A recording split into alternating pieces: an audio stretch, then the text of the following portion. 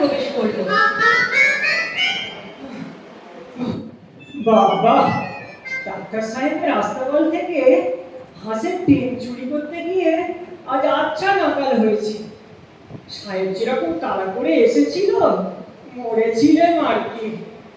ভয়ে পালাতে গিয়ে খানার মধ্যে পড়ে গিয়েছিলাম। ও মা গো,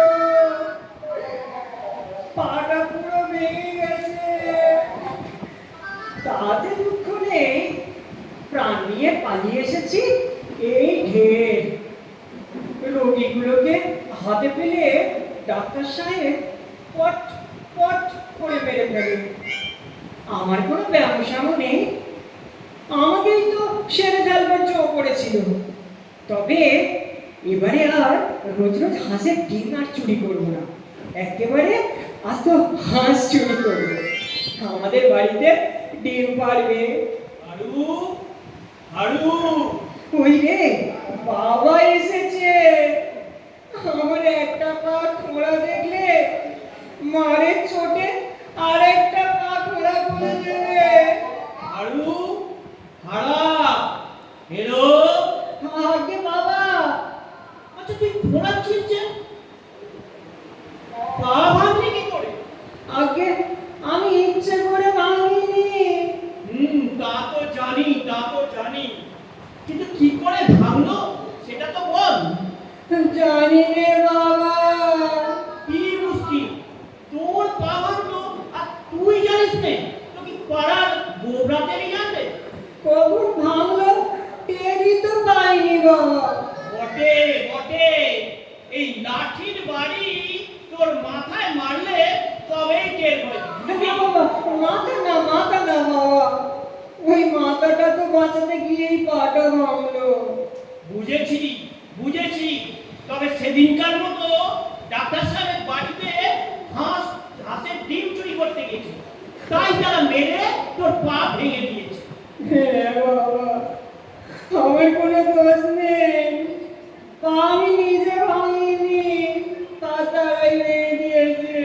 আচ্ছা লক্ষ্মী ছাড়া তোর কি কোনো চৈতন্য হবে না? বাবা, ও বাবা, চৈতন্য কাকে বলে বাবা?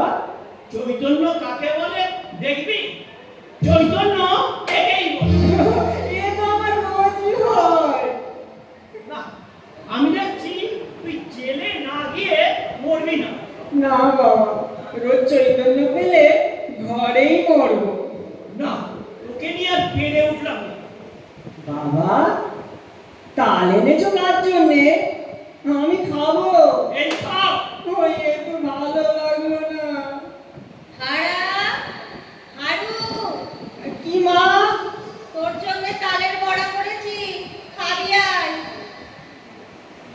হারু, হারু, ওই রে, বাবা আসছে, কি করি?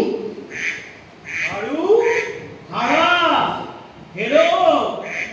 আগে বাবা, কি রে, তোর পেট এমন ফুলে উঠলো কি করে?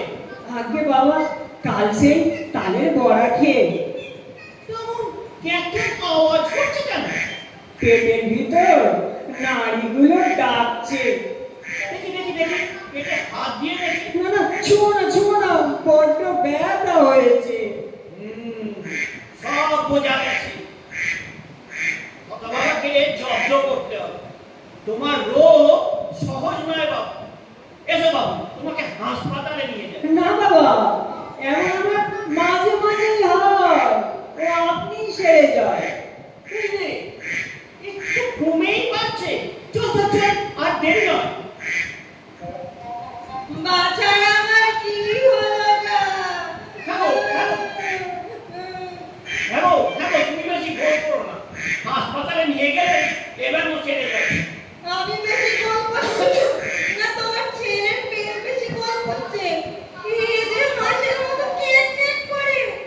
বাবা হারু, তোকে আর আমি হাঁসের ডিম খেতে দেব না। তোর পেটের মধ্যে হাঁস ডাকছে, কি হবে? না মা, ও হাঁস নয়, ও তো তালের বড়া। হাঁস তোমাকে কে বলে? কখনো হাঁস নয়, হাঁস হতেই পারে না। করা হয়। আরে ওরা কেমন করে থাকে বাছা? উফ, তুমি একটু চুপ করো না। তোমাদের গোলমাল শুনে পেটের ভিতর আরো বেশি করে ডাকছে। আচ্ছা, বসেদের বাড়ি আমার একটু কাজ আছে। কাজ সেরেই আমি হারুকে নিয়ে হাসপাতালে যাব। ওগো, ওগো, এই যে ক্রমেই বাড়তে চললো। ওগো, অপুকুটে মশাই। কি গো বাছা? বাছার আমার ব্যথা যে ক্রমেই বাড়তে লাগলো। একে শিগগির ওই যে ওই কি বলে তোমাদের হাসপাতালে নিয়ে চলো। আমি তো তাই প্রথম থেকে বলছি, হারুর বাবাই তো এতক্ষণ দেরি করিয়ে রাখলে। তবে চল, ওঠ। না দাদা মশাই, আমি হাসপাতালে যাব না। আমার কিছু হয়নি। কিছু হয়নি বটে, তোর পেটের টাকের চোটে পাড়া শুদ্ধ অস্থির হয়ে উঠল। পেটের মধ্যে বাত, শ্লেষ্মা, পিত্ত তিনটিতে মিলে যেন দাঙ্গা হাঙ্গামা বাঁধিয়ে দিয়েছে। জোর করে হাসপাতালে ডাক্তার সাহেবের কাছে হারাধনকে নিয়ে যাওয়া হয়েছে। তোমার দেশে কি হইয়াছে? কিছু হয়নি সাহেব, এবার আমাকে মাফ করো সাহেব, আমার কিচ্ছু হয়নি। কিছু হয়নি তো এটা কি? তোমার ব্যায়াম আমি সমস্ত বুঝে আছে। তোমার গা ছুঁয়ে বলছি সাহেব, আমার কোনো ব্যামো হয়নি। এমন কাজ আর কখনো করবো না। তোমার ভয়ানক ব্যায়াম হইয়াছে। সাহেব, আমার ব্যামো আমি জানি না, তুমি জানো?